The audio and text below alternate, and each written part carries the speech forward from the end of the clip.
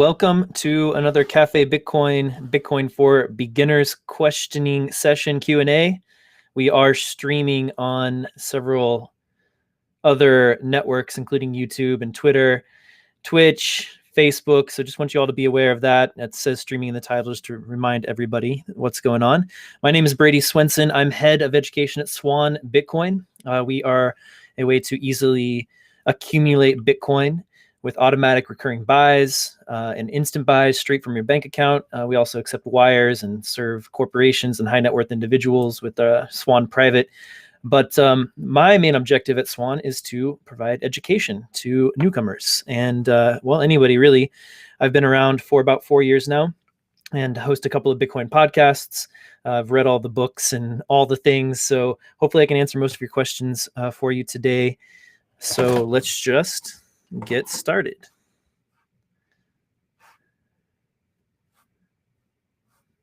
Oops. All right. Courtney, welcome up. How's it going?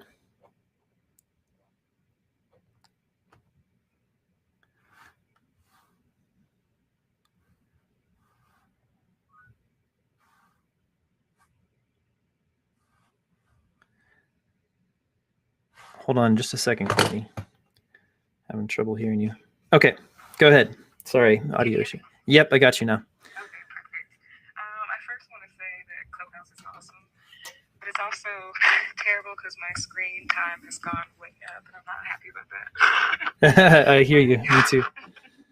So I'm having a mental block right now.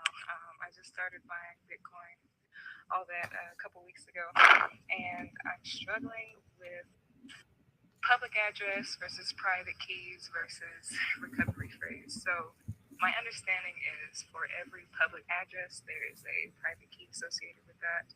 And if you lose those things, you have the recovery phrase to get access back to your coins. My struggle is I have a ledger, so I've moved all of my stuff over to that. And how do I get access to my private keys on my ledger? Or do I need to have that, or what am I missing? So you're looking to try to move Bitcoin from your ledger to another wallet or another address? No. I understand that whole process. Okay. Move it back and forth, and cold versus hot and all that. Yeah. I'm struggling. Do I need to know the private keys on my ledger, or is it just okay that I have the phrase? Yeah. So yeah, the phrase is all you need. That's essentially your private key. It's a backup of your private key. It's just like a human understandable version of it, because your private key is just like a really long string of letters and numbers. So you don't need to know the private key. That's why those seeds exist, those 24 words, so that it's easier for us to make sense of it. And then if you ever need to create a new wallet, or you want to move to a new hardware wallet or whatever, you can use that recovery, those seed words, to basically restore your wallet on any device or any software wallet. So essentially those words are your private key. Thank you. Yeah. I don't know how long I've been searching, and there's just a whole bunch of back and forth information that I found specifically regarding ledgers. So I was like, what am I missing? It's the key, the phrase, or is there something else that I'm missing? But the phrase is just the human version, quote unquote, of the private key. Yep, it's just the human version of the private key. Exactly. Okay, perfect. Well, that's all I had. Thank you. All right, thank you, Courtney. All right, next up, love to see everybody's hands raised. Thanks for being here today. I'm going to get through people as quickly as I possibly can. Welcome up to Nyusha. Hi. First, I want to thank you for your time. I'm kind of level 1 beginner. So just wondering if you can explain more about different type of wallet and a little bit explain more about the ledger. Yeah, sure. So a ledger is a form of hardware wallets. It's like a USB device. It looks like a USB key that you might use to move documents between one computer to another. And it's a form of hardware wallet. There are other versions too out there, other brands like Trezor, Trezor, Cold Card are the three most popular. And then you can also have a hot wallet or a software wallet, and that would be an app on your phone or on your computer. These are both places where basically your private key, like we were just talking about, is stored. So the private key is basically your password to access your Bitcoin on the blockchain. So the blockchain is like the public ledger. And the reason we call Bitcoin decentralized money is because that ledger is copied tens of thousands of times all over the world on different Bitcoin nodes, we call them. So it's just computers that are running the Bitcoin software. So they all get a copy of that ledger, and the ledger has a public key that corresponds to your private key. And so this is just basic cryptography, which is what is used to secure the blockchain. So your private key unlocks that public key and allows you to move the Bitcoin. So a wallet just stores your private key for you. And a ledger device, and the reason hardware wallets are recommended is because it keeps that private key off of the internet. A hot wallet, we call them hot wallets because they're attached to the internet. So an app on your phone, which is obviously connected to the internet, or a computer that's connected to the internet, just makes it a little bit more vulnerable to being hacked. Maybe some malware on your computer, for instance, could get access potentially to your private key. Much harder with a cold wallet or hardware wallets because it's not attached to the internet. And when you do connect it to your computer, it has a separate device. Basically, it's not itself connected to the internet. So yeah, it keeps your private keys a little safer, and that's why people recommend them. And I realized that on a hot wallet, you can choose the speed, and that would determine the fee that you're going to pay to transfer your Bitcoin to the wallet. Right. That exists with a cold wallet, or because it's a separate device, it's what you are doing on your own? Yes, so there are different types of interfaces or different software for wallets, and some wallets allow you to choose, right, like the fee amounts. If you pay a little bit more, you are more likely to be included in the next block.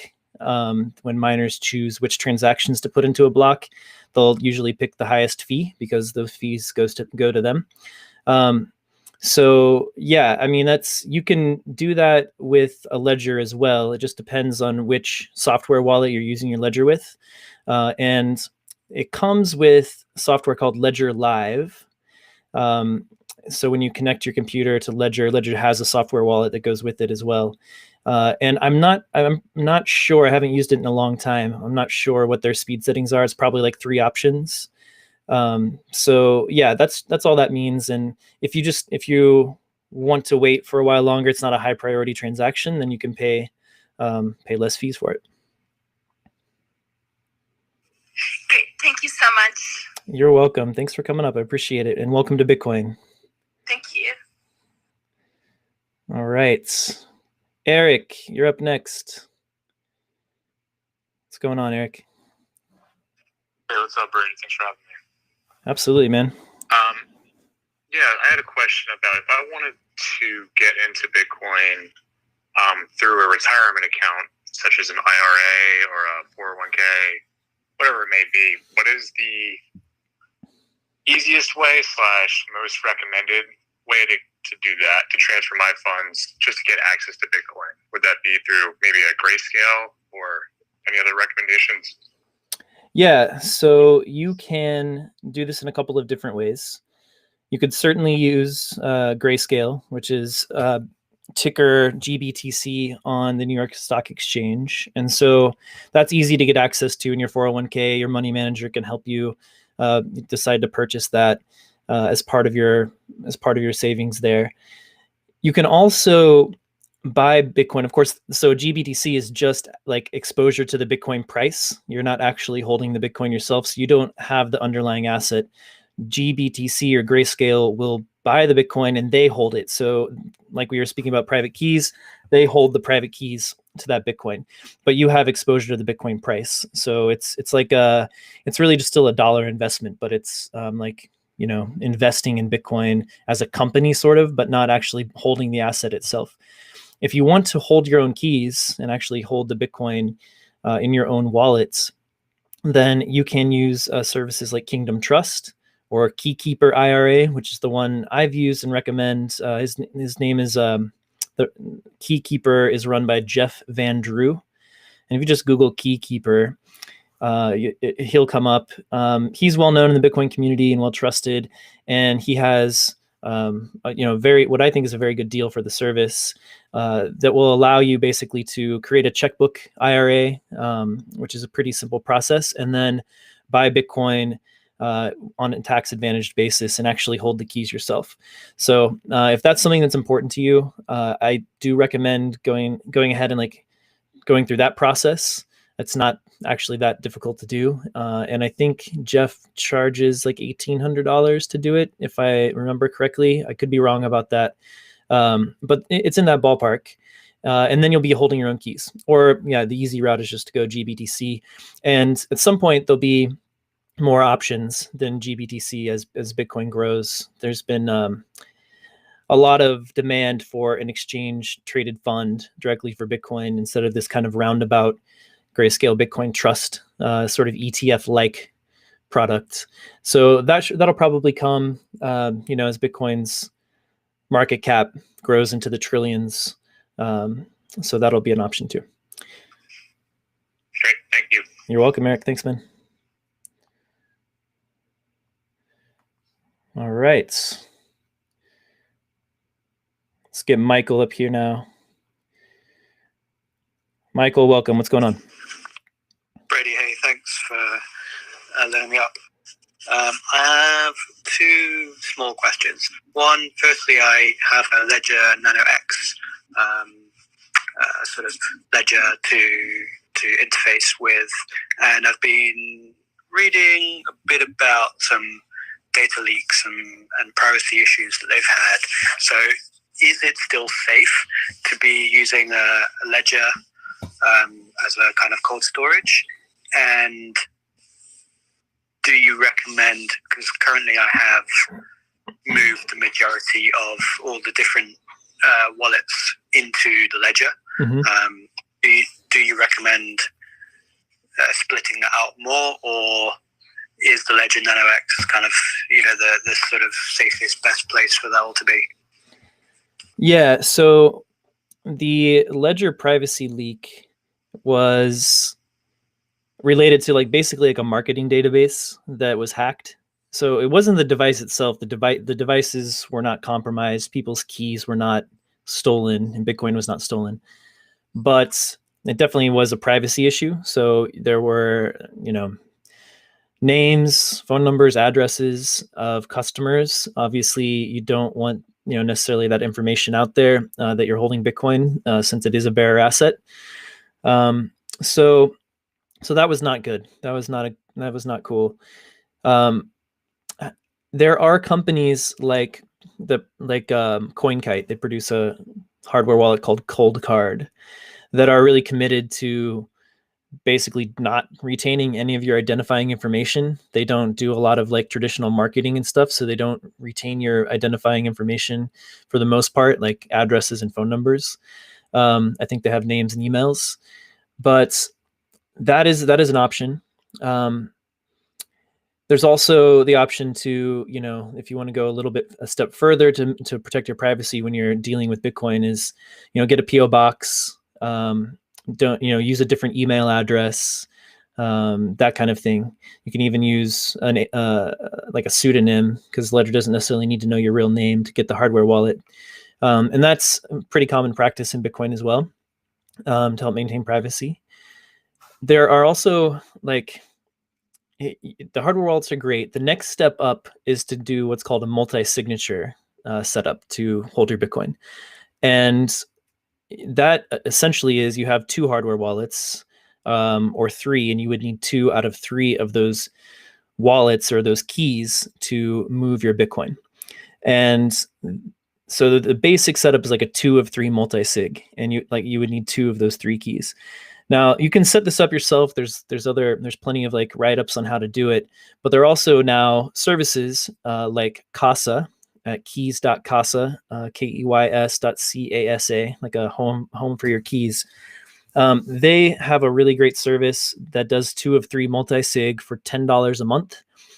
You get 2 keys. So the way it's set up by default is you use like a Ledger or a Trezor hardware wallet for one of the keys. Then you have another key stored in the secure element on your phone. And then Casa has a key, like a backup key. So they can't do anything with your funds because they only have one of the keys. But if you were to have one key compromised, like let's say you lost your phone, then Casa could rotate in a new key for you. And it's nice to have that as sort of a backup, right? Like have a company kind of looking out for you. There's another service, or another company called Unchained Capital, and they have a vault service, 2 of 3 multi-signature vault service. So I think I like to recommend these to people. I use them myself. And I think it's just really nice to have that sort of just like backup or like peace of mind that I have a company who knows what they're doing and can help out in case I lose one of my keys. So then I distribute the keys. I actually use 2 hardware wallets. I have several multi-sig wallets, but on my 2 of 3, I have 2 hardware wallets, one Trezor and one Ledger. So I'm distributing my trust amongst 2 different companies. And then I'm also putting those keys in 2 different geographical places. So I'm distributing my security in that way as well. So I literally do not have access to my Bitcoin at home. Like I just couldn't access it at home. I'd have to go to 2 different locations outside of my home to move my Bitcoin. So that to me, feels pretty safe. And I've got a company that can help me out if I need help. So I like Casa a lot. I like Unchained Capital a lot, and that will really level up your security. So I would recommend, like, if you're holding, a significant amount of wealth or whatever is significant to you, to check out multi-sig. It's kind of becoming the standard for Bitcoin security. And so just to quickly follow up on that. So you've got the 2 ledgers. Do you kind of distribute the funds that you have, like kind of 50-50 in each ledger, and then use Casa as a kind of third backup? Yeah, so with Casa, it's actually so a 2 of 3 multi-sig wallet is a single wallet.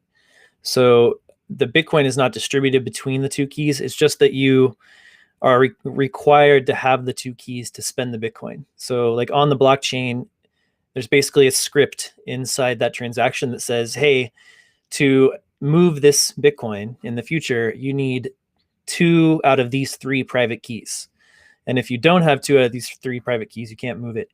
So it's actually technically one wallet. It's just a wallet with 3 keys, if that makes sense. Yeah, super smart. Thank you very much. Yep, absolutely. All right. Let's get Anna up here. Anna Diaz, thanks for coming up. What's going on? Hello. Hi.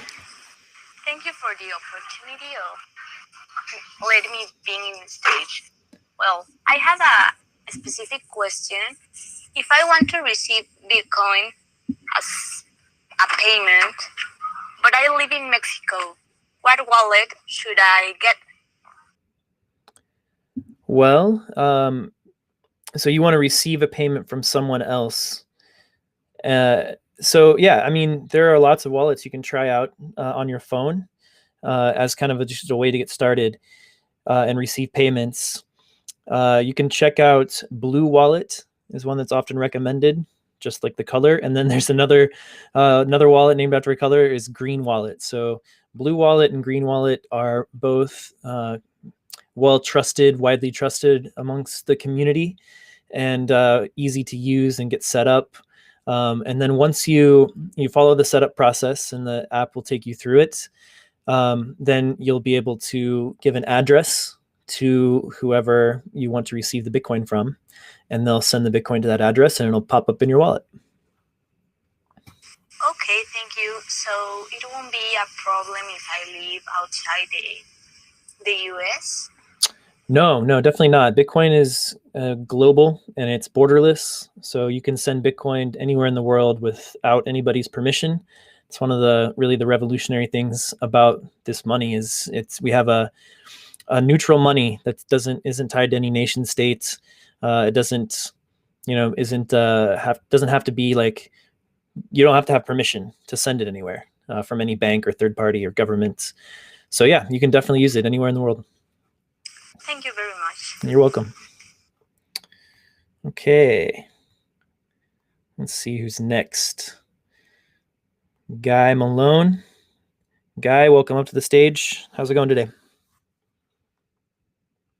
Great, Brady. Thanks for the invitation. Yeah, absolutely. Love you guys over at Swan. Thanks. Appreciate that, man. I'm a stacker. All right, I nice. have a question. I just responded to the invitation, but going by what you've covered already, I can attest to anybody that when he was talking about the 12 or 24 word passphrase, I actually started with a ledger and lost it. And about a year later, I just sort of trusted the system, and I wound up buying a ledger, their competition. I started with a Trezor and lost it, but when I bought a ledger, I just entered my 24 words in. Yep. And that's their competition. And there was my Bitcoin still sitting there fine. So it's Yep. that's an actual part of the Bitcoin protocol. It was an improvement that they made to it years back, that even if you lose your wallet or if the company that makes them goes out of business, your Bitcoin's still secure. Yeah. Yep. Yeah, that's any wallet that supports recovery from those 12 or 24 words seeds, which is basically all of them at this point, will be able to give you access to your Bitcoin. So you can move between wallets.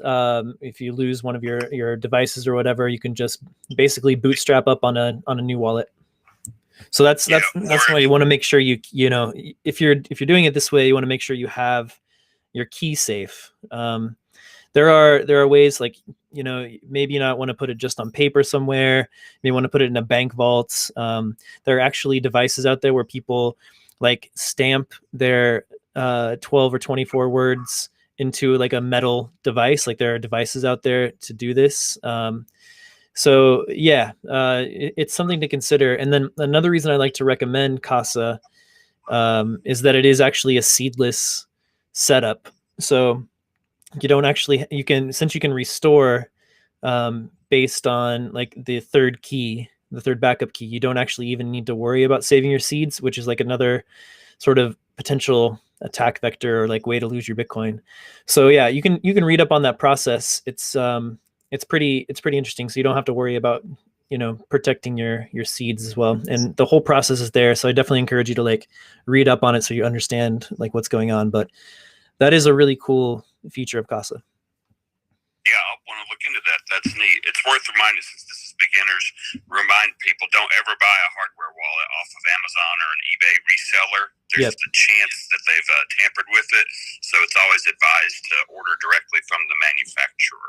That's a very good point. And, yeah. And if you actually memorize, I guess another key factor about Bitcoin, that it's not an American problem too much, but one of the value propositions when he was saying you just re-enter your 12 or 24 words, if you're a political dissident or if you're some dictator is gunning for you and your family because of things you've said or done, you know, try carrying your cash or your gold across the border when you're trying to leave a country with your family. But if you don't even have to carry a phone or a hardware wallet, if you've got those words memorized in your head, that's freedom. That's what Bitcoin has introduced to the world now. Yeah, absolutely. This is another revolutionary aspect of Bitcoin, is that it's permissionless, it's borderless. You don't have to have permission from anybody to move your money. And so, for instance, at Swan, Jan Pritzker, he's our co-founder and CTO. His family emigrated from Russia, and when he was young, and there were strict capital controls for people leaving the country. They could only bring $200 of their wealth to the United States. They had to start over completely from scratch. But if they had Bitcoin, they could have, you know, put their wealth into Bitcoin and then, memorized there or written down and carried with them their seed phrase and been able to restore in a wallet once they reach the United States. So yeah, there's a man named Alex Gladstein, and he is the chief strategy officer of the Human Rights Foundation, and he's a massive Bitcoin proponent because of this reason, that it's a huge tool for individual freedom and sovereignty for that we've never really had before. So I definitely recommend checking out, you search on YouTube for Alex Gladstein or on Twitter, and he's got some really inspiring talks about Bitcoin and freedom. Yeah, he's awesome. Thanks for inviting me up. All right, thanks, Guy. Appreciate your comments, man. All right. Next up, we'll go with Daniel. Hey, Daniel. Hi, are you able to hear me? Yes. Thank you so much for taking the time to share some insight with us. My question, I'm pretty new to Bitcoin as well. Definitely have invested, and I also love Swan, so thank you for your services.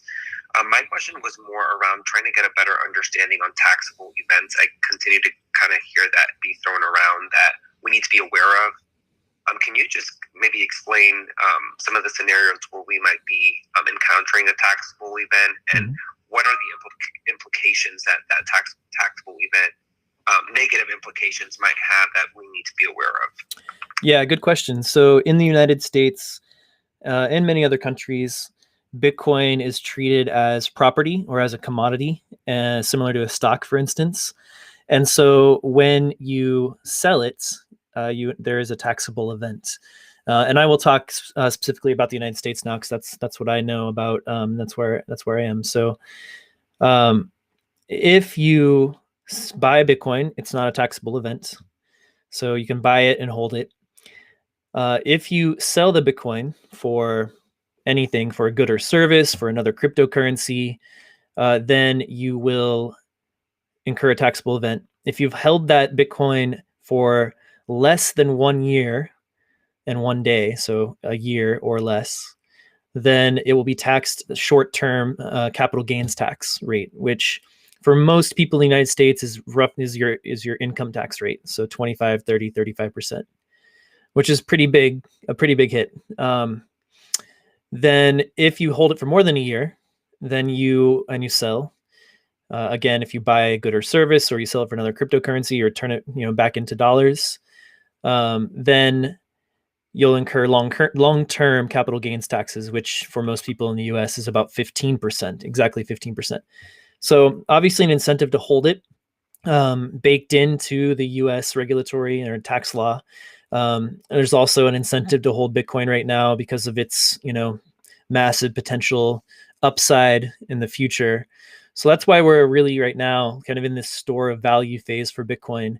And, eventually over time, as its potential upside in terms of like market cap or value per coin, or per Satoshi or per sat, which is the smallest unit of a Bitcoin, as that upside decreases over time, because Bitcoin's appreciated, there's just less value to consume basically, or to put into Bitcoin. And then it'll become more used as a medium of exchange. It'll be probably at that point not treated as property, but hopefully regulated as money, so that people can use it as a medium of exchange without any tax implications. That is already the case in many countries around the world. And as demand for using Bitcoin as money grows, that will continue to be the case. So there'll be more and more countries who treat it as money, and not as a property or a commodity. And then we'll be able to use it more freely as a medium of exchange. But yeah, right now the tax laws really make sense to just buy it and hold it as a store of value. Great, thank you. And just a really quick follow-up question on that. As long as you're staying within Bitcoin and not, trading with any of the other coins, but moving that Bitcoin maybe from different wallet to wallet, that is not a taxable event, correct? No, nope. Stay within. Okay. Yep. No, yeah, that's a good question. So moving your Bitcoin from one address to another is not a taxable event. You're not selling it; you're just moving it around. Yep. Awesome. Thank you so much for your time and wisdom. You're welcome, Daniel. Thank you.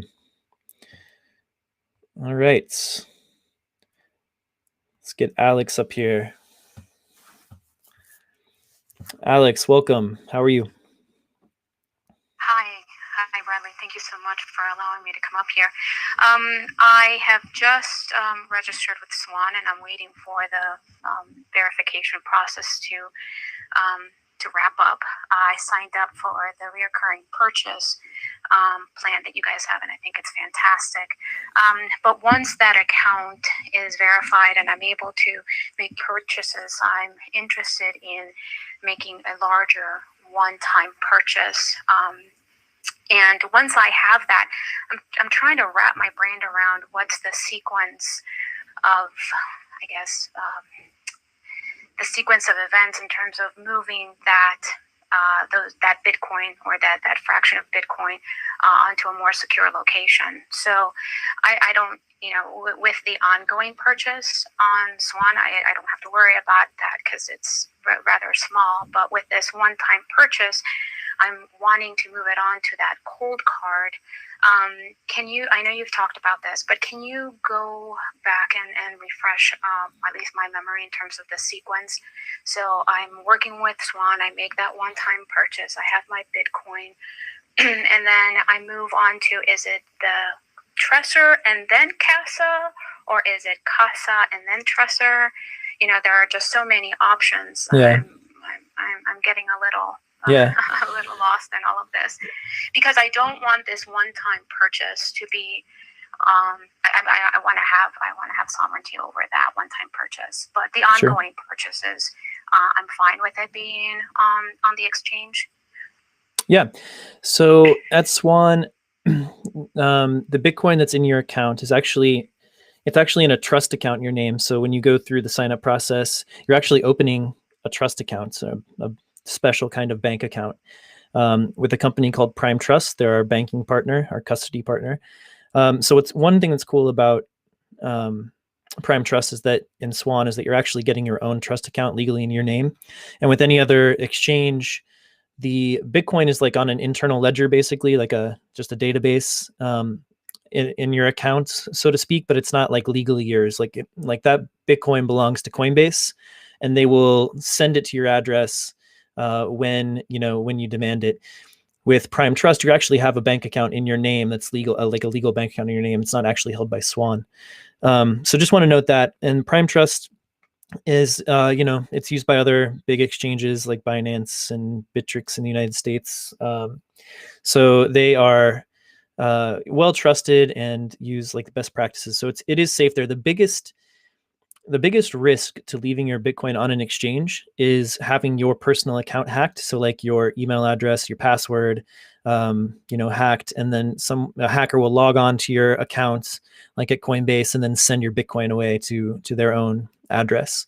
That's by far the biggest risk. These exchanges, including Prime Trust, keep 98% of the Bitcoin in deep cold storage, following like industry best practices, like ways to keep Bitcoin safe, etc. So as long as you use a strong, unique password, and you use two-factor authentication, and use like a Google Authenticator app or an app called Authy, do not use like SMS-based or text-based two-factor authentication where they text you a code, because those can be gamed as well. So someone can like call in to your phone provider and like basically social engineer them and convince them that they are you, and they get them to change out your SIM. And it's astonishing how frequently this happens. Like it shouldn't be that easy. So yeah, use an app-based 2FA or two-factor authentication. So the way it works is you'd like log in. Just for everybody else who's listening to, in case you don't know this, you log into your account, username and password, and then there'll be a little box that pops up and says, put in the two-factor code. You'll open up your Google Authenticator app, you put in the 6 digits, and then you log in. So you have that second factor. If somebody got your password, they wouldn't have the second factor to be able to log in.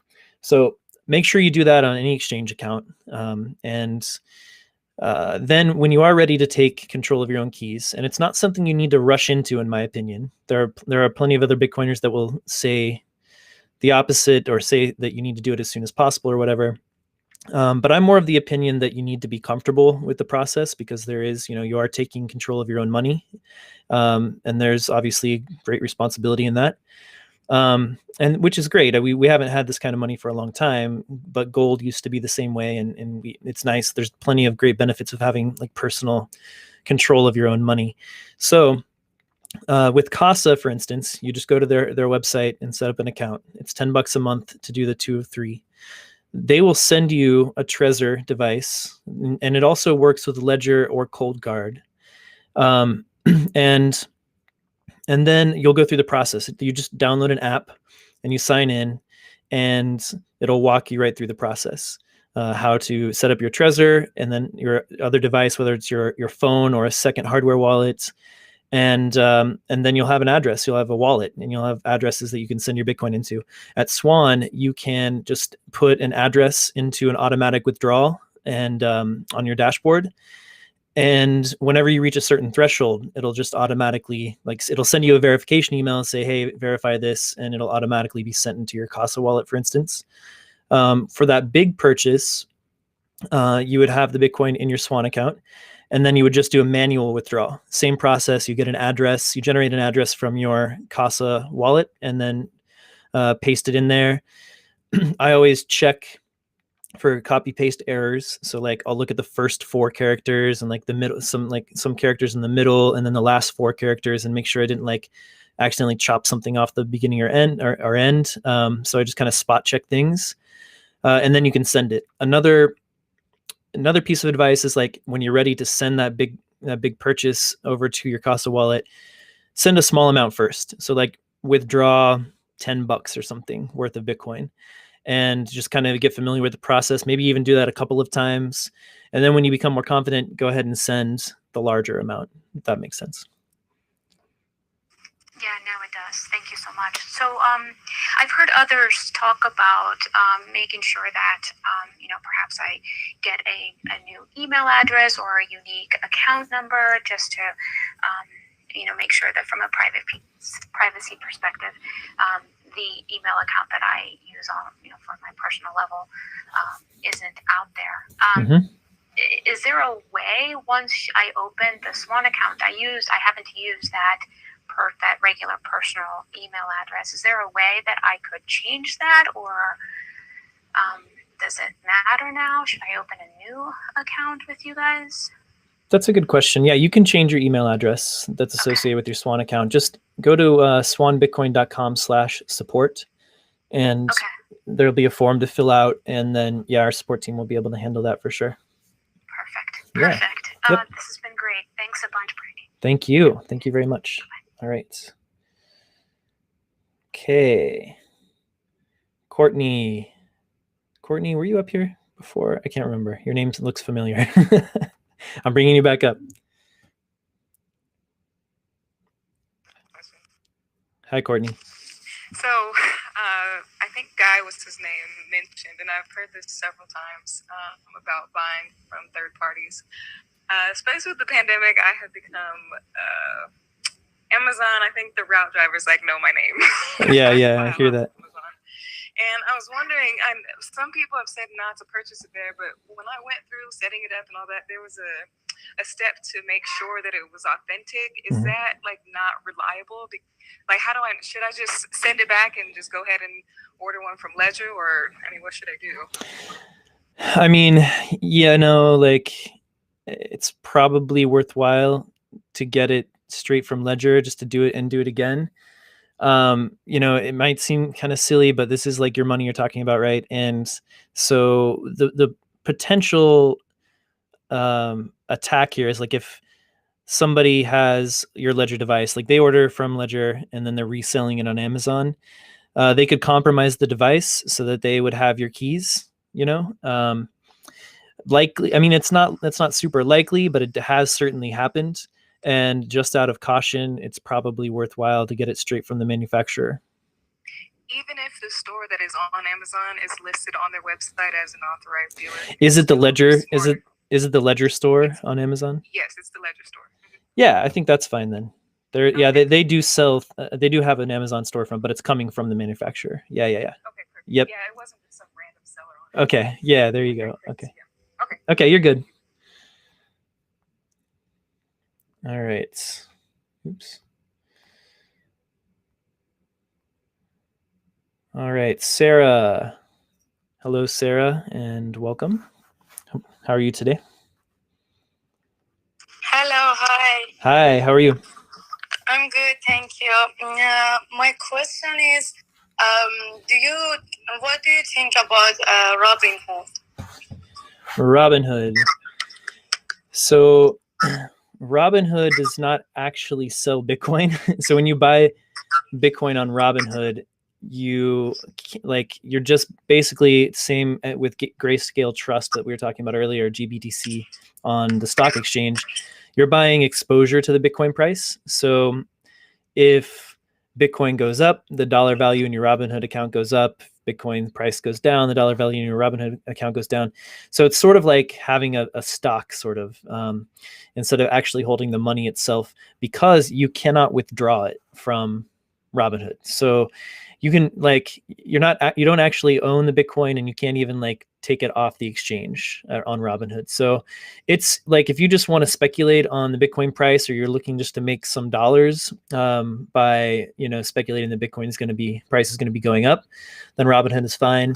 If you're thinking about this more as like a long-term savings account, store of value, like a new kind of money that can't be inflated, because it's got a permanent or a static money supply that cannot be changed. And therefore, the whole reason that we're doing this are because it's such a great store of value, and people look at it and be like, oh, it's so volatile. How is it a great store of value? Because the US dollar price goes up and down so much. But it's really a long-term store of value, because the dollar has lost 90% of its value since 1950. So it's not good at storing wealth over time. It's good to transport wealth across space, or pay somebody something. It works fine for that, but it doesn't work to store value. So that's why people don't really have savings accounts anymore, or there's not really a reason to, because the yield on a savings account is so tiny. It's because more and more are being printed all the time. And we've printed 75% of all US dollars in the past 15 years. So that doesn't make for a good store of value. So if you're looking to hold this thing and invest in this thing for the long term, so that you don't inflate away the purchasing power of your savings, then I would recommend going to Swan or Cash App or River, who are all three of which are Bitcoin only companies that focus on just Bitcoin and don't look at the other what I think are penny stocks, basically kind of cryptocurrencies out there.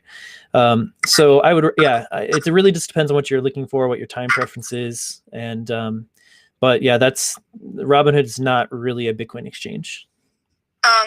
What about Coinbase? Something. Yeah, I heard about it a lot.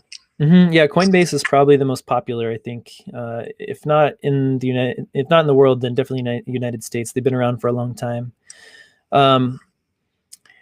Bitcoiners generally don't like Coinbase too much for several reasons. One, it goes down a lot.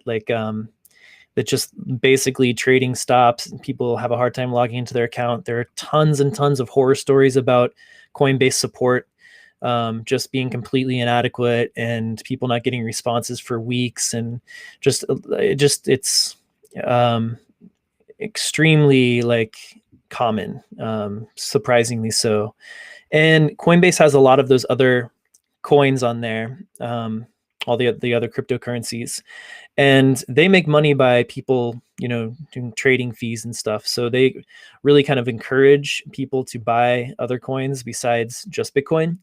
And over a period of time, let's say over the past 5 years or so, basically all of those coins have lost significant value compared to Bitcoin.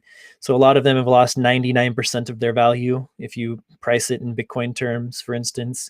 There are a few on there that do better than that, but every one of them has lost double-digit value against Bitcoin. So if you're really just looking for a store of value, there's no reason to kind of mess with those other things. That's why I like Bitcoin only companies. They tend to have much lower fees as well. Swan's fees are 60 to 80% lower than Coinbase's. because we don't mess with all that other stuff. We can kind of run a leaner operation. Okay, so do you think for long-term Cash App, and you said something else also? Yeah, so Swan Bitcoin, Cash App, and River are the three like Bitcoin only services that I would recommend. Okay, thank you so much. Yeah, you're welcome. All right.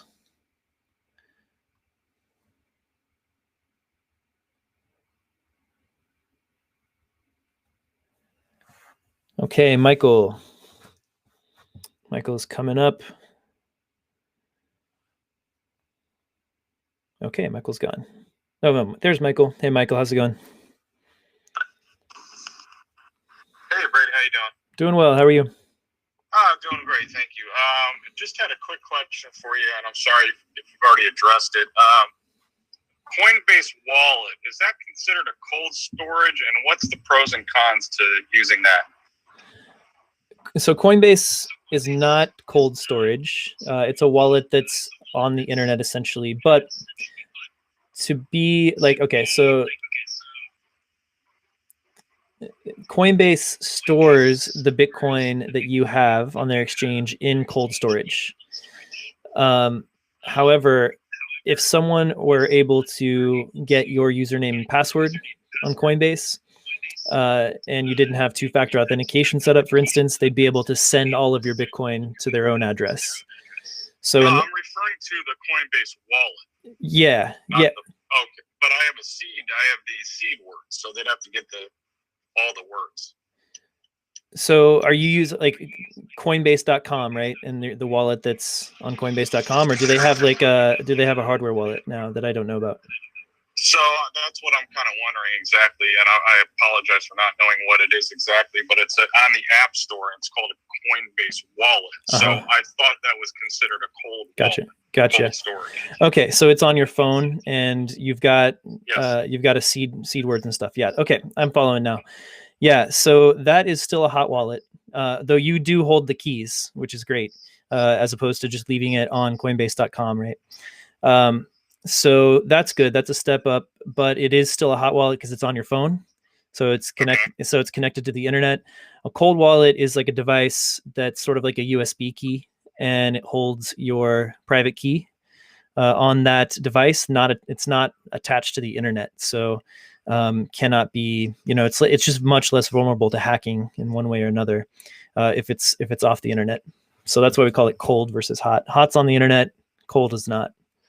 Perfect. Now I understand. So it's that would be the most secure is the cold storage, and mine's probably somewhere in the middle, not keeping it on Coinbase itself. Exactly right. Yeah, there's kind of three tiers. You're in the middle right now, and going to the cold storage would be the next step. And then I would say actually there's a fourth tier, which is that multi-sig that I've been talking about, multi-signature wallets, where you need 2 out of 3 keys to send your Bitcoin. So that's like, probably that's the most secure you can get as an access for most people. There's some, you can go really deep into Bitcoin, Bitcoin storage. And there are people who have tons of Bitcoin or whatever, huge amounts of Bitcoin that go through very extreme or like uncommon ways to like store the Bitcoin. But really what it boils down to is using a multi-sig solution. So multi-signature is sort of the gold standard, or the Bitcoin standard, you could say now, for security. And Casa is a good one to check out as a multi-sig service that does just kind of guide you through the process. And Unchained Capital also has a vault service, a multi-sig vault service. And there's plenty of write-ups out there too. You can do this on your own without working with a company as well. Okay, perfect. That was very helpful. One last question for you. I do also have some money on BlockFi, and obviously I know that's an exchange, and it's the risk that's involved in that. But one thing I did like about it was, in order if anybody was to hack it, from what I understand, they asked me for an address that I can use, and it would only get sent to that address. Do you have any comment on that? Sorry, can you just repeat that one more time? The last half of it. So I also Yeah, so with BlockFi, they have like a second security feature. So they ask you for your backup wallet or address, you know, to Coinbase or Coinbase wallet or wherever you want to send it to. So the only way to get your money off of BlockFi, it would get sent to that wallet. That's the only way you can send it out of there. Yeah, that makes so sense. I guess my question. Okay, so that's probably secure from a platform perspective. Yeah, it's just a measure to take to kind of decrease the chance that someone would come in and add some different wallet address that's not yours, right? So it's a good, like I would say, a good security measure to take. And yeah, with BlockFi, yeah, it's just important to make sure you know and you understand the risks, which sound like you do.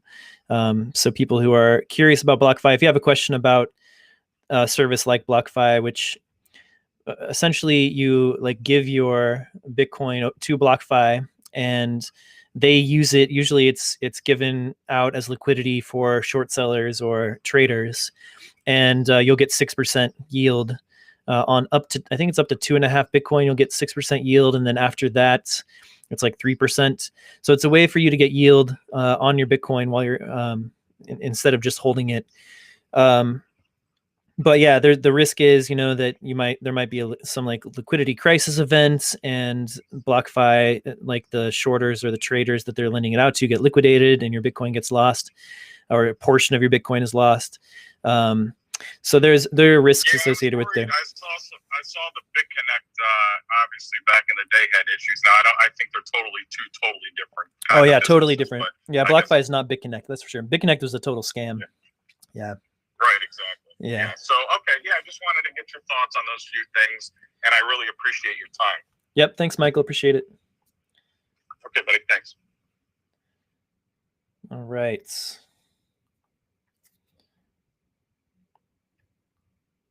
John, welcome up. How are you today? Doing well. How are you? Thanks. Good. Thanks for holding this. This is really great content. I appreciate it. Yeah, happy to do it. I had one specific question when I started, but now I've got many. I guess I'm confused. I've got a little bit of Bitcoin on Coinbase Pro, and I bought Ledger Nano from Ledger that I was having delivered to get it off Coinbase Pro onto the cold wallet. Yep. So I guess I'm confused. When I send Bitcoin from, let's just say, Coinbase Pro to the cold wallet, will I actually see the keys, or is it just going to generate what's it, a seed word, I think you call it, or seed phrase? Yeah. So you would set up your hardware wallet, and part of that setup process is writing down a seed phrase, or it's really just a list of words. So 12 or 24 words, probably 24. There's two different types of like seed generations in Bitcoin. One's with 12 words, one uses 24. So you write down those 12 or 24 words, and that would be your backup. It's basically like the human readable version of your private key. And then you would, you know, with Ledger, they have a wallet called Ledger Live that you can use to kind of interact with your hardware wallet. And you would generate an address with that software. And then you would put that address into Coinbase Pro and send it over to your hardware wallet. And then your Ledger Live software would say, hey, would show that you have that Bitcoin now on the blockchain, and you're holding the private keys for that Bitcoin. Again, like when you do this and you're first like moving Bitcoin off an exchange in any way or to any wallet, and send a small amount first just to test. Like $1 or something. Yeah, just send a small amount. Do it maybe even a couple of times. Get like familiar with the process. Build up some confidence, because like even today, after 4 years of using Bitcoin, like it's still it's kind of like a little gut wrenching, to send a large amount of Bitcoin. I've definitely gotten used to it and much more confident, but yeah, send some small transactions, just kind of get used to using it. And then maybe even send over like a third at a time or a quarter at a time, as you send the rest of it. Yeah. You don't want to have like because if you make a mistake, since you're dealing with your own money, like there's no like, you can't call the bank and have them reverse the transaction. So yeah, no, that's a good idea.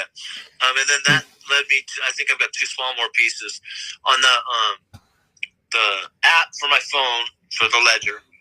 Do you think I should try and set up the two-factor authentication for that as well? Yeah, anytime that there's a two-factor authentication option, you should definitely use it. And make sure you use the app-based two-factor authentication and not the text-based, the SMS-based. And Google's fine to use. I would imagine they're big. They're probably. Mm-hmm. Yeah, I use Google Authenticator as my authenticator app. Yeah, you can use that. Authenticator. And then that was going to answer my question, but after hearing you talk, it opened up another question about Unchained Capital and Casa and Swan. What I heard you discuss it earlier, but I was a little confused on the contents of how it works. Can you maybe describe that a little bit further, so I could get a little better understanding of how they work? Yeah, Is Swan and Casa essentially the same thing, or are they different types of entities? Different services. Swan allows you to buy the Bitcoin, and you can buy instantly. You can set up an automatic recurring buy that will just like basically you connect your bank account. It takes X amount of dollars per day, per week, per month, and turns it into Bitcoin for you. But Casa's a security service. Yeah, go ahead. I've got my business partner who was getting ready to buy some Bitcoin on Coinbase Pro, and I understand that you're with Swan, so I don't need the bias disclaimer. What is the difference between buying Bitcoin on Swan as opposed to Coinbase Pro, in your opinion? Yeah, I mean, so Coinbase Pro, I can't remember the fees exactly. The Coinbase like retail product has really high fees, and Swan is like 60 to 80% lower than them. But on Coinbase Pro, they're probably lower than Swan because it's like the professional exchange trading platform. What about ease of use? Ease of use, I mean, Swan definitely wins hands down on ease of use over Coinbase Pro for sure. It is more like Coinbase's like regular retail products. It's extremely simple to get set up, and we still offer, I think, really low fees for that service. But yeah, Coinbase Pro is like it's a professional trading exchange, and so it's a little bit more complicated, right? There's a lot more options, a lot more coins there. It's kind of hard to figure out how to set buy and sell orders. It can be pretty intimidating with the, all the graphs and charts and the professional trading interface and stuff. And so, yeah, Swan is not serving that customer, but if that's you, and you can, you're down with that and you can get the lower fees, that's great. And then, yeah, so you can send from either Coinbase or Swan or wherever you buy your Bitcoin to Casa, and Casa is like a security service. So they're not, you can actually buy Bitcoin through Casa, but it's like not their main functionality, and it's pretty expensive in terms of fees. But what they really do well is provide this multi-sig service. And what is that exactly? Yeah. So multi-signature wallet requires, has 3 signatures to it, or 3 private keys that are associated with the wallet. And you need 2 of them to spend your Bitcoin or to access your Bitcoin on the blockchain out of those 3. So when you say private key, do you mean like seed phrases, or is it something different? Yeah, seed phrases or private keys. So they're the same thing. You'd have 2 devices that you hold that have private keys that you personally hold, and then one is held by Casa. So the default setup is you'd have like a Trezor or Ledger or Cold Card hardware wallet, and you'd have your phone, which also holds a key on the secure element of your phone. And then you'd need those 2 devices together to sign a transaction and authorize the Bitcoin to be moved, instead of just having one private key, right? One wallet. So if someone finds my cold wallet or my phone, they need the other thing to move the money. Exactly. Yep. Exactly. And then you can also they also have a 3 of 5 service. And then they have, I think, a 5 of 7 or 4 of 7, 5 of 7, something like that. But they have different tiers. And then as you go up in tiers, they'll do like estate planning and all that stuff for you too. Inheritance planning and stuff like that. So, but their main 2 of 3 multi-sig is $10 a week, or sorry, $10 a month. And you prefer Casa as opposed to Unchained? I use both. I like both a lot, actually. It's hard to choose between them. I tend to send people to Casa first, just because I think the experience is a little easier. But yeah, Unchained is also great. I would just check them both out and make a decision on what you think fits best for you. Okay, thank you. I appreciate it. You're welcome. Yeah, thanks for doing this today too. Yeah, no problem, John. Thank you. All right. Daddy. Just a minute, bud. I still do. Rebecca. Hi, Rebecca.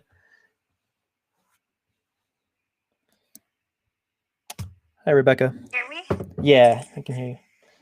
Okay, cool. I joined maybe like half an hour ago. I don't know if you've gone over it or not, but I haven't done anything in terms of buying Bitcoin yet. I've just started kind of doing research about it. I did come across a company called I Am Marketing or something like that. That kind of tells you that they are going to teach you how to do it. And you pay them kind of a monthly thing, and it seems like there's a bit of a multi-level marketing going on with it as well. But that's the only thing I've found in terms of like people helping out beginners. Is there any where do I go to learn? Because I don't want to just buy Bitcoin and not know what to do with it and not know how to trade. And I know this is a group for beginners. So is there like a website or a company that you would recommend to just kind of like start learning from and start kind of, diving down the rabbit hole there kind of thing? Yeah. Yeah. So what's cool about Bitcoin education, it's like developed a ton. There's so much now in the past few years. In 2017, the last time like Bitcoin price was really going up, it was a bull market. There's just very little out there in comparison to what there is now. And so a lot of people were, just kind of trying to figure things out on their own and playing around with other coins, which, were like have lost basically all their value in the past few years. So now there's a lot of great Bitcoin education. You can check my bio. There's a couple of links in my bio. One of them is to a free book called Inventing Bitcoin. And that's the best intro to like the system, like to try to give you an overview of how the system works itself, how Bitcoin works. It's a 2.5 hour read, very accessible. And in my opinion, like, does a great job of boiling down what can be like a confusing system. And so it's good to have just like a high level understanding of exactly like how this thing works. So I'd recommend that book for that purpose. And then there's also the money aspect of Bitcoin. Like what is money? Why do we need like this different kind of money? What's wrong with the dollar? That kind of thing. So it's more the money aspect as opposed to the technical aspect of things. There's a book called The Bitcoin Standard, which I like most of it. There's a few parts of it that I'm not a big fan of, but it does a great job of laying out the history of money and why Bitcoin's important as an alternative to the dollar. There's tons of podcasts out there now. There's the Stefan Livera podcast has a lot of great episodes on money.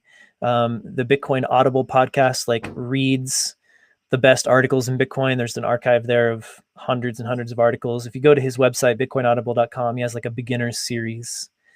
There's the What Bitcoin Did podcast, and that whatbitcoindid.com also has a beginner's series that you could listen to, a set of episodes. And then bitcoin.page is a website, bitcoin.page. Has just a tremendous like just gathering of all the Bitcoin resources out there. So there's a beginner section there as well. And that's just like, that is probably the place to start. Just really diving into the rabbit hole. Like there's so many tangents you can go off from there. So that one, yeah, I'd check out bitcoin.page and maybe go from there. And then another question is like, how much money do you need to really save if you're going to jump in? Like, can you start with $50? You have to start with 500. Is it 1,000? Like, what's kind of generally what you kind of should have saved going into buying your first amount of Bitcoin? I mean, that's totally up to you. That's totally an individual thing. You can buy, $5 of Bitcoin, and like just start like buying a little bit every week, for instance, which is called dollar cost averaging, because you're like over time you're averaging out the cost basis of your Bitcoin. So you're buying at like all the prices, for a year, 2 years, 3 years. And it's like, it's also sort of an approach like you would with the 401k. For instance, you put like 10% of your monthly income into a 401k every month. Similar idea. And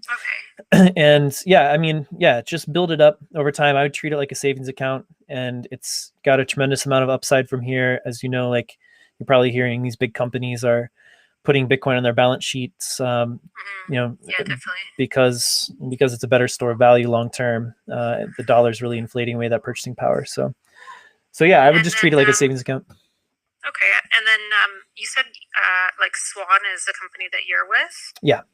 And is that something where you sign up and buy Bitcoin and own Bitcoin through that website, or is there like a website you would recommend for like beginners, for first-time buyers, to be buying it directly from? Mm-hmm.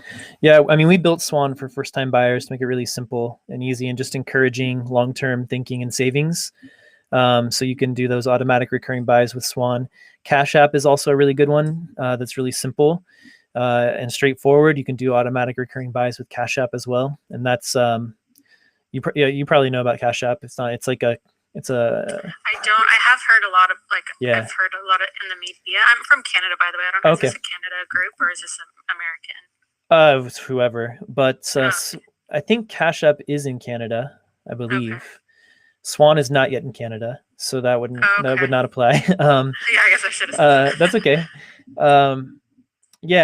There's also, gosh, where are the other Canadian exchanges? There's one called Bull Bitcoin, BULL. I would Google it and check it out. I know that like Cash App is, if it is there in Canada, then it's like a really smooth like user experience. So I would check that out. And then, sorry, last question. As in terms of trading, like if you were gonna go on and do like the trading and stuff like that, can you do that through those websites, or would you have to go and find another mode of trading? No, so Swan and Cash App and even Bull Bitcoin in Canada are Bitcoin only, so they're not set up for trading. They're really just set up for accumulating Bitcoin. So, I mean, I'll just tell you a little story. Like when I really fell down the rabbit hole in early 2017, again, that was like the previous year. It's basically like what 2021 is shaping up to be. It was just a big run in the Bitcoin price, went up from like 1,000 to 20,000 within 12 months. And there was, a lot of altcoins that were coming out, alternatives to Bitcoin, that were claiming to be the next Bitcoin, for instance, and had really beautiful websites and this big list of advisors, and would go out and market themselves, but really had like a product that didn't really do anything of value or didn't even work at all. So a lot of them were just like outright scams. A lot of them had projects that were working, but made outlandish claims, and meanwhile, Bitcoin was just kind of like ticking away and doing its thing. And it's been running for 12 years now. It's obviously kind of been chosen by the market, by the broader market in the financial world, as the cryptocurrency that's, going to be around for a long time and worth investing in. So I would look at these other coins as sort of like penny stocks. They're gambles, like you might hit one that pumps really hard and makes you a lot of Bitcoin. But it's hard to time that market to figure out when that's happening. And a lot of times, like most of the time, even with these smaller coins, and by the smaller coins, I'm talking like the stuff that's outside of like the top 5 cryptocurrencies, like pretty much everything else. They will, they're, whales, they call them, like people that own a bunch of that coin, and they'll pump it up. And then they'll get people, retail traders who are trying to chase like some more Bitcoin or whatever, or some dollar gains. And then they'll start buying up the top, and then they'll just dump on them and make a bunch of money. So 99% of traders lose money. This is a 24/7, 365 market. So it's not even like the stock market obviously closes and takes weekends off, etc. So there are just absolute like sharks out there that are looking to get as much Bitcoin as they possibly can through fleecing people who are trying to trade, like with half an hour a day or something. So I would just advise against it. I did it for about 6 weeks and it literally drove me crazy. I barely slept. I was just trying to take in all this information and get the edge. And, it was a crapshoot in the end, even after like all that effort. So. Okay. Yeah, no, that's good to know for sure. Yeah. Okay, awesome. Yeah, Okay. no, so I'll definitely start with those resources that you said. That's really helpful. So I appreciate that. Yeah, you're welcome. Thanks, Rebecca. All right. We've got about 20 minutes left. So we'll work through, I think we can probably work through those who have their hands raised now. Hi, Jonathan. Hey, can you hear me okay? Yes. Okay, great. Hey, I kind of wanted to just ask about, I feel like I've been in a number of different rooms and I'm a relative newcomer, but I feel like there's a lot of confusion about the wallets and how the wallets function, and we've talked about it in this room. But I also kind of just feel like the vulnerability of your Bitcoin when you purchase it on it maybe being overstated some, and it's scaring some people away. Mm-hmm. Am I totally wrong in that? In a hardware wallet? No, I mean like when you buy with Swan. Oh yeah. And it's with Prime Trust until it moves to your wallet, or when you just buy on Coinbase or whatever. I feel like we're overstating just how vulnerable that is. I feel like it's because wallets are confusing, and they are, and it takes some time and research to find out how that all functions. Yeah. I feel like people are like, they're scared to leave their Bitcoin on exchange, but really it's pretty safe. Yeah, I mean, I was talking about this earlier. The exchanges will use, industry best practices to keep Bitcoin safe. They'll put most of it, like 95+% of it in cold storage, off the internet, etc.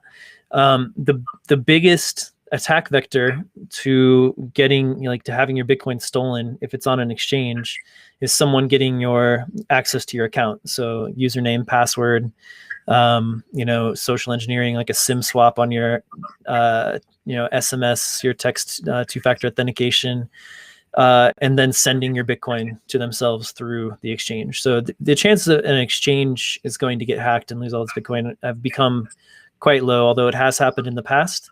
Obviously, that's become much more professionalized over the years. And so, yeah, much safer than they used to be.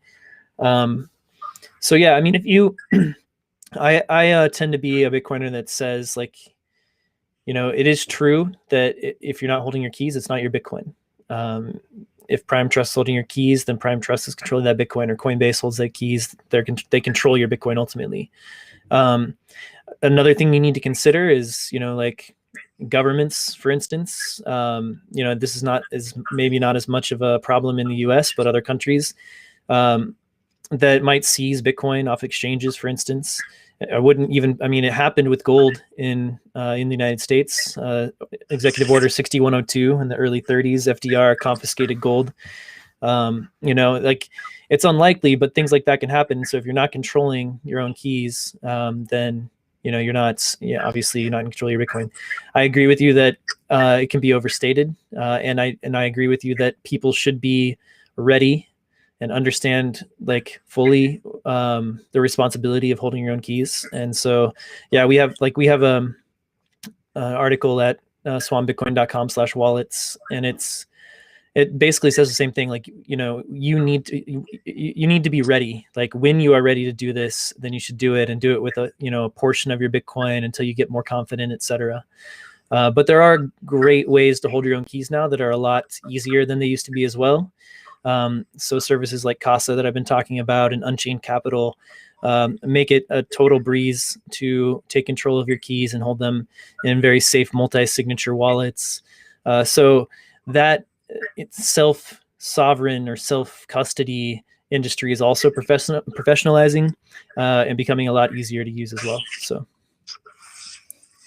Okay, cool. Thanks. I just wanted to add that perspective if it hadn't been touched upon yet. I appreciate it. Yeah, absolutely. I think it's a good point. And I did talk about that earlier today too. And I'm in agreement with you.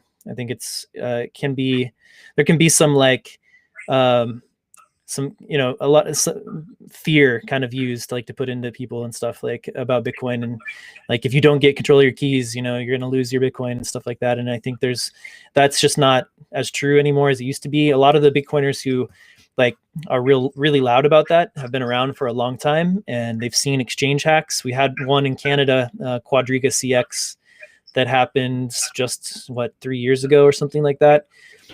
Sometimes these people are just disreputable, and they'll like take in Bitcoin, and then they'll just like literally exit scam and flee and find a way, like change their, you know, like that's happened in the past too. So these are Bitcoiners who've been around for a long time and been burned in some way or another, or seen their friends get burned.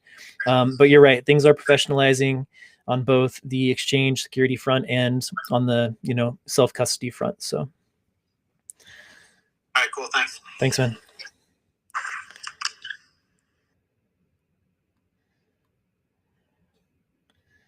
All right. Let's hear from Cami.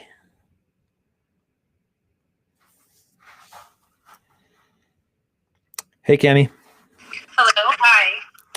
Hi, how are you? Can you hear me? There's a lot of music in the background. Sorry. I want to ask, with all of this discussion about wallets and keys, where do you see PayPal positioned in that way? Because I've bought Bitcoin through PayPal and I've never seen the key, and I've just been assuming that PayPal is my wallet. Yeah, it is. So as of right now, you cannot withdraw your Bitcoin from PayPal, similar to Robinhood. So really with PayPal, you know, you don't actually have Bitcoin. I'm not even sure if they're buying Bitcoin when you technically buy Bitcoin. But you're getting exposure to the Bitcoin price. So, you know, like if you own Bitcoin or you're holding Bitcoin in your PayPal wallet and it goes up in dollar value, then the dollar amount of your, you know, PayPal balance will go up, et cetera, until you sell it. Yeah. So, but you can't withdraw that Bitcoin from PayPal into a Bitcoin wallet, at least at this point. So, yeah, I mean, your Bitcoin is there. If you actually want to like, you know, be able to withdraw your Bitcoin at some point, you know, you can move to a different service that will let you withdraw. So I would need to basically sell my Bitcoin and get it into dollars and then purchase Bitcoin again, right? And in something like Swan. What about, I had another question about Celsius. Is Celsius similar to Casa and Unchained that you were talking about before? They are not a custody service.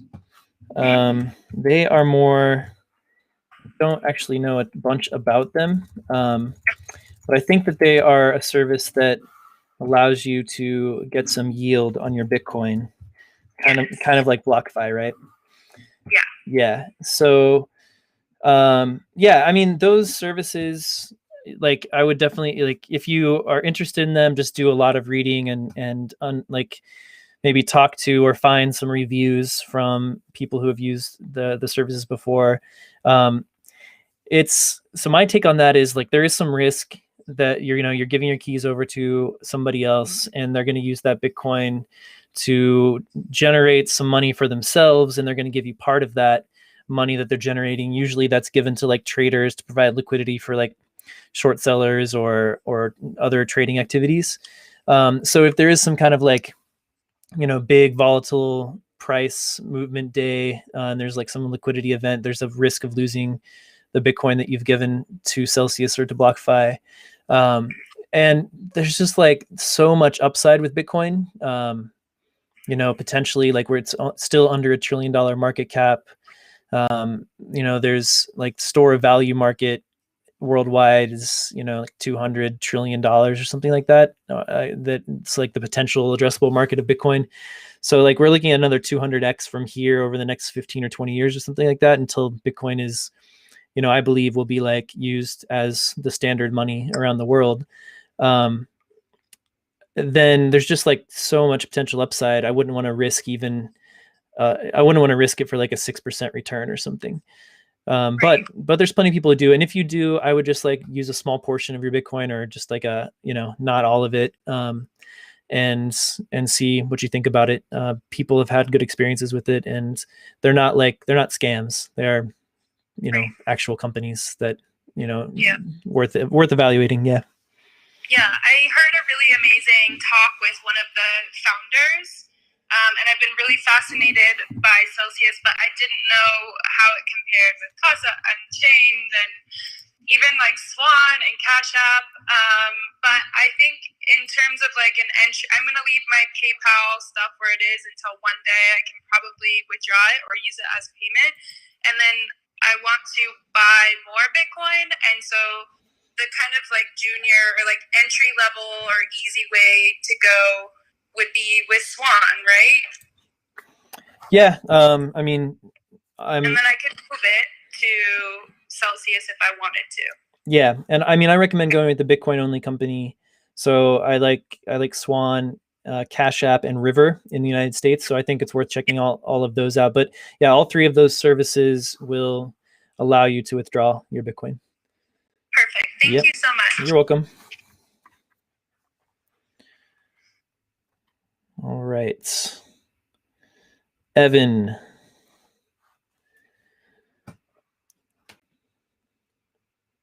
Hey, Evan, how's it going? Evan, thank you for taking my call. Can you hear me okay? I can, yes. Yeah.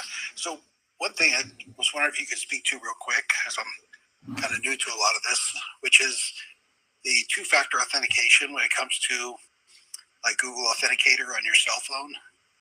If I was to use that two-factor authentication on my cell phone and then have my Bitcoin in a ledger or Treasure,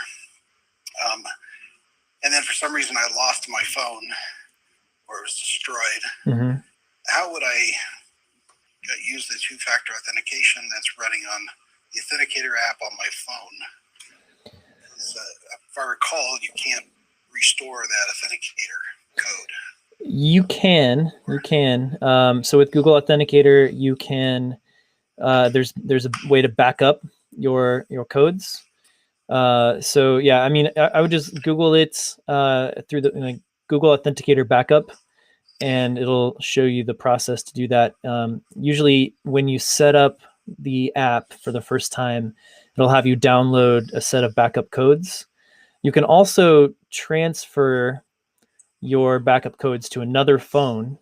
So for instance, I actually have them on two phones right now. I have like a backup phone that I leave in my house and use for other things, but I don't take it with me anywhere. And you can there's a way to basically transfer from one phone to another with the QR code. You just scan a QR code and it'll put all of those, all of your two-factor accounts essentially on to your other device as well. So that's another way to back them up. Yeah, so I guess my point is you should never use two-factor authentication unless you have barcodes of your two-factor authentication backed up such that you can restore them. Yeah, yep, that's important. That'd be one way you'd essentially lose access to your Bitcoin. Yeah, well, you don't actually use two-factor authentication with the hardware wallets. You would just do it with like the software wallets that use your hardware wallet, right? So if you, for instance, were using some software that, so there's two pieces. I'm trying to figure out how to say this. So like your hardware wallet can be used with lots of different software wallets, for instance, right? So if you have your Bitcoin on an exchange like Swan and you have a two-factor authentication into your Swan account, that doesn't then you withdraw to your Ledger device. The two-factor authentication is for the Swan account. It's not for the Ledger device. So you could then, like, if you lost your two-factor authentication at Swan, well, the support team could like help you get that sorted out. But you'd still be able to access all the Bitcoin on your Ledger. So those are kind of two separate things. Yeah. I understand. Are there any other tips and tricks related to potentially losing your Bitcoin on a hard wallet?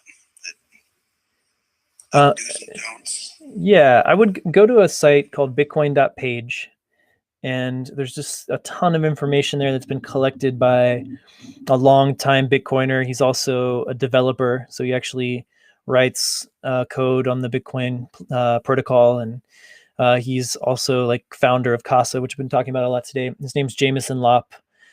He's put together over years and years some of the best resources out there on the web. And there's a whole section on hardware wallets that you can dive into. There's, there's like dozens and dozens of sections on that page that dive into pretty much everything you'd want to know about Bitcoin, including hardware wallets. So I would start there and just read and educate yourself. Very good. Thank you very much. You're welcome. Have a great day. You too. All right. Fortunately, I can only fit in like one or two more questions, but we do these on Monday nights and Wednesday afternoons every week. So if you didn't get your question answered today, make sure you follow the Cafe Bitcoin club, which you can get to just above my avatar up here at the top of the room. Cafe Bitcoin. Click on that. Follow the club, and you'll get notified, or you'll see in the hallway anytime we have a room. We run rooms. You'll see the club a lot once you follow it. We have rooms running every day. Just discussions about Bitcoin and whatever's in the news. And then we also have scheduled rooms like these two, like the 2 Bitcoin for Beginners rooms. We also have one on the Lightning Network, which is a new second layer on top of the Bitcoin protocol that's used for payments at this point, and also lots of other really exciting new developments and technologies on top of Lightning itself. So the system scales in layers, like the internet protocols scaled in layers as well. So the Bitcoin is a protocol for the transfer of value over the internet, so it's scaling in the same way. And the Lightning Network is really interesting. So we run a show on the Lightning Network every week as well. We also have a Bitcoin in Espanol show for Spanish speakers out there. And if you know any other like Spanish speakers who are looking for Bitcoin, Q&A session, I think it's the only one that's happening on Clubhouse for sure, and maybe around the web in general that I know of. So yeah, follow the club. We're going to keep innovating on this new platform. We think it's great for education. We're all about education at Swan. So we're going to just use this as much as we can and grow with the platform and see what works. And so follow the club. Let's try to get in 2 more questions. All right, here we go. Arun, I think that's how you pronounce your name, Arun. Yes, that's right. Okay. Right. All right. How are you? I'm good, and thank you for doing this. I have a question mostly around Bitcoin and holding it as a retirement account. I haven't seen much options, though I've been following this for the past few years. Any advice or anything that you've seen working, like an IRA or something like specifically for retirement in US? Yeah, sure. Good question. So if you have an IRA right now, there is a ticker symbol on the New York Stock Exchange called GBTC, the Grayscale Bitcoin Trust, that can give you exposure to the Bitcoin price. So you can buy shares in the Grayscale Bitcoin Trust, and as they will buy Bitcoin essentially, and then the market cap of Grayscale just goes up with the Bitcoin price, because all they do is hold Bitcoin in a trust fund. So that's one way. And then there are also ways to do it so that you can hold your own like Bitcoin yourself. You can actually hold the Bitcoin in a tax advantaged way. There's Kingdom Trust. There is Keykeeper, which is one that I recommend, Keykeeper IRA with Jeff Vandrew. He is a longtime Bitcoiner, CPA, wealth manager, etc. So that actually allows you to like set up a checkbook IRA and then buy the Bitcoin and hold it in that account in a tax advantaged way, and you actually are holding your own keys to your Bitcoin. So that's pretty cool. Swan is actually working on something in this regard as well, but it's not ready just yet. But yeah, so there's two approaches there. The first one, Grayscale, is probably a little bit more accessible, easier. But if you are interested in holding your own Bitcoin yourself, then there are ways to do that as well. Thank you. You're welcome. That's all I had. Yeah. Okay. All right. Last question. Unless Brandon. Hey, Brandon, what's going on, man? What's up, Brady? Not much, man. Had a good Bitcoin for Beginners session here. Been going for about 90 minutes. Brandon is one of my colleagues and friends in the Bitcoin space. Are you just popping in to say, hey, I was about to take one more question. If you want to keep things rolling for a little bit, you're welcome to. I can keep it rolling a little bit here. Okay, cool. I will stick around for one more question then and pass it on to the capable hands of Brandon Quittem. All right, here comes Liz.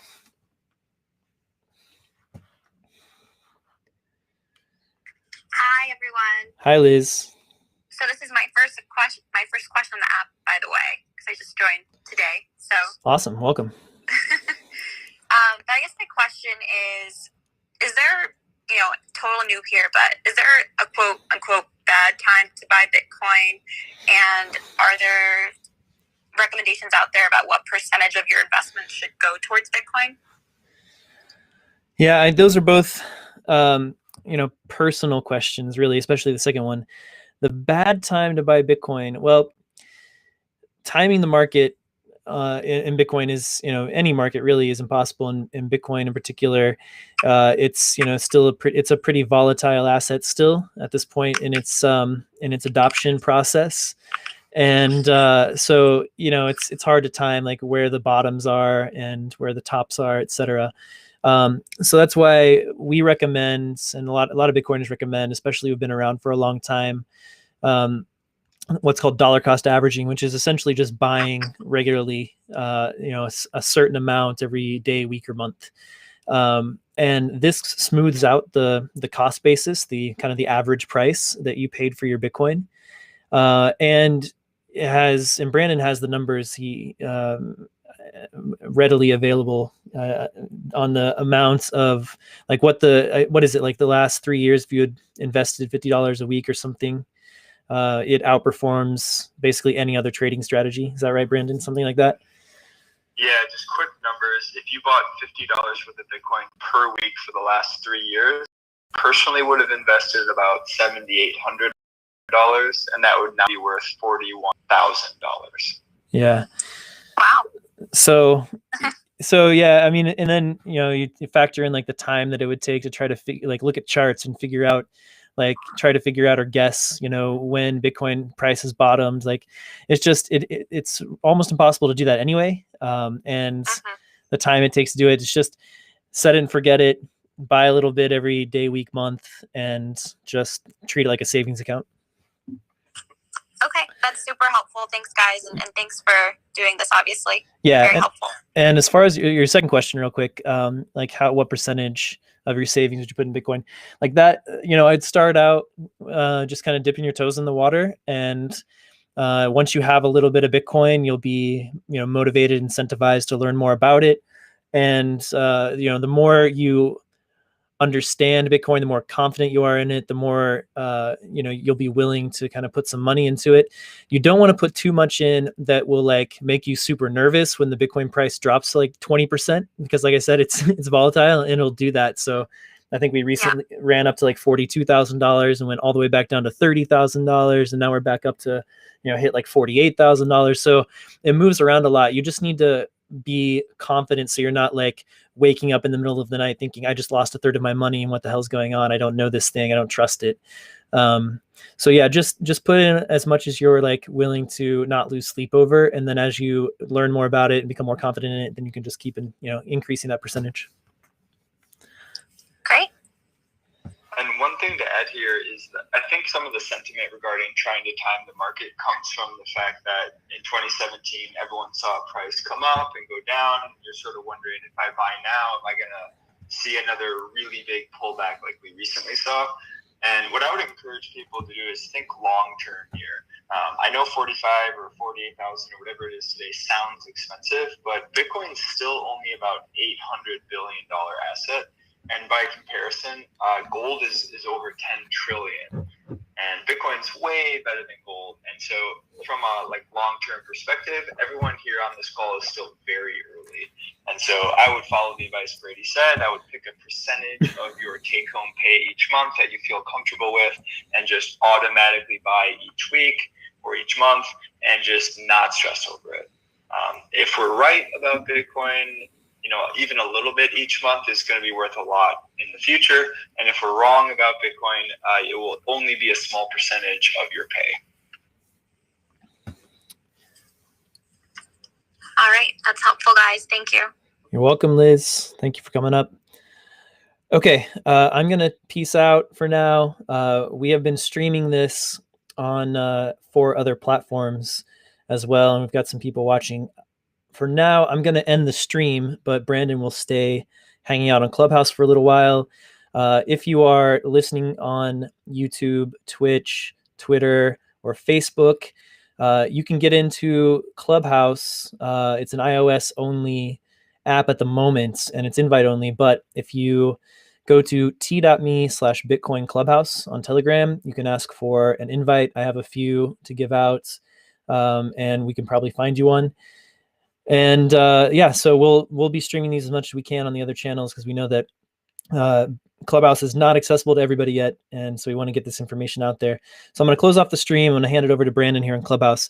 Thanks everyone for joining me. It was a lot of fun to talk to you all. Make sure you follow the club, and we'll I'm sure see you again in the future. And be sure to give Brady a